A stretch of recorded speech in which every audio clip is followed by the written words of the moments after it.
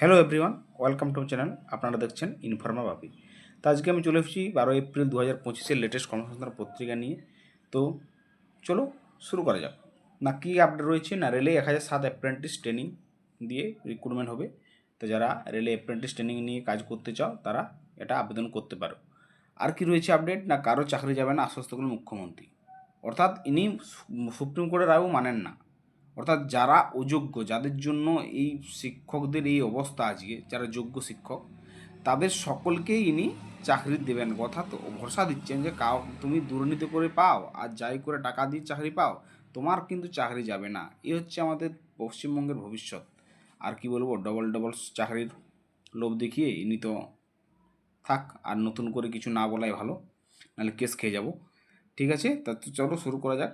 না রেলে 1007 অ্যাপ্রেন্টিসটা দেখে নিই আমরা কী বলছে। না দক্ষিণ পূর্ব মধ্য রেলের নাগপুর ডিভিশন ও মতিবাগ ওয়ার্কশপ অ্যাপ্রেন্টিস হিসেবে 1007 জন লোক নিচ্ছে। নেওয়া হবে এইসব ট্রেডে fitter, carpenter, welder, COPA, electrician, stenographer, English.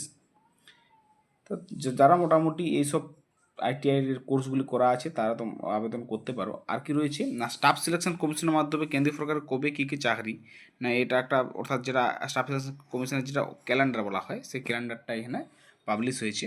তো মোটামুটি দেখে নিই কী কী রয়েছে। না স্টাফ সিলেকশন কমিশনের মাধ্যমে কেন্দ্রীয় সরকার বিভিন্ন পদে সারা বছরে কয়েক হাজার ছেলেমেয়ে নেওয়া হয়। মাধ্যমিক থেকে গ্রাজুয়েট যোগ্যতা পর্যন্ত 2025-26 সালে যে পরীক্ষার দরখাস্ত নেওয়া হবে তা দেওয়া হলো। কোন পদের জন্য কবে থেকে দরখাস্ত নেওয়া শুরু হবে, না দরখাস্ত জমা দেওয়ার শেষ তারিখ কবে, পরীক্ষা কবে ইত্যাদি তথ্য এখানে দেওয়া হলো। ফেজ 13 সিলেকশন পোস্ট, কেন্দ্রীয় সরকারের botanical survey of India, national state house. এক পাতার পর চলে এলাম না geological survey of India, Kolkata national library, Farakka barrage প্রজেক্টে, কলকাতার ইনস্টিটিউট অফ স্যারোলজিতে কাজের জন্য clerk, head clerk, accounts clerk, chargeman এসব নেওয়া হবে। তা বিজ্ঞপ্তি বেরোবে 2025 সালের 16 এপ্রিল, দরখাস্ত নেওয়া হবে 15 মে পর্যন্ত।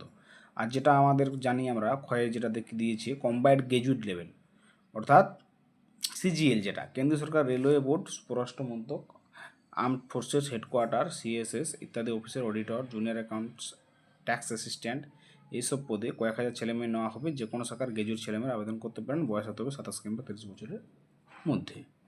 আর কি না, প্রার্থী বাছাই করবে staff selection commission, combined graduate level examination, যেটা বললাম 2025 মাধ্যমে। প্রার্থী বাছাই হবে দুটি ধাপে, প্রথম ধাপটা ফার্স্ট টায়ার অর্থাৎ এক্সাম যেটা হয়, দ্বিতীয় ধাপ সেকেন্ড টায়ার। তা মোটামুটি আর কি আছে না, সেন্ট্রাল আর্ম পুলিশ, দিল্লি পুলিশের সাব ইন্সপেক্টর দেখতে পাচ্ছ তোমরা। আর হ্যাঁ, বলতে ভুলে গেলাম যে সিজিএস, যেটা সিএইচএসএল বা সরি সিজিএল, তার এক্সাম বিজ্ঞপ্তি বেরোচ্ছে 2025 সালের 22 এপ্রিল। দরখাস্ত নেওয়া হচ্ছে 21 মে পর্যন্ত। আর কি না, কম্বাইন্ড হায়ার সেকেন্ডারি লেভেলটা দেখে নেবো, যেটা সিএইচএসএল। না এটার ভ্যাকেন্সি বেরোচ্ছে 2025 সালের 27 মে। দরখাস্ত নেওয়া হবে 25 জুন পর্যন্ত। আর একটা এমটিএস, যেটা মাল্টিটাস্কিং স্টাফ, সেটা নেওয়া হচ্ছে আমাদের বয়স হচ্ছে 18 থেকে 27 বছরের মধ্যে। না ওটার বিজ্ঞপ্তি বেরোচ্ছে 26 জুন, আর দরখাস্ত নেওয়া হবে 25 জুলাই পর্যন্ত। তো এই ছিল মোটামুটি আপডেটগুলি। আর ভিডিও লম্বা করবো না।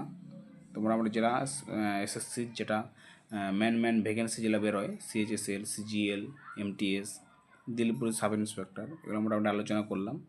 তো এরকমই দেখা হবে পরের ভিডিওতে। জয় হিন্দ।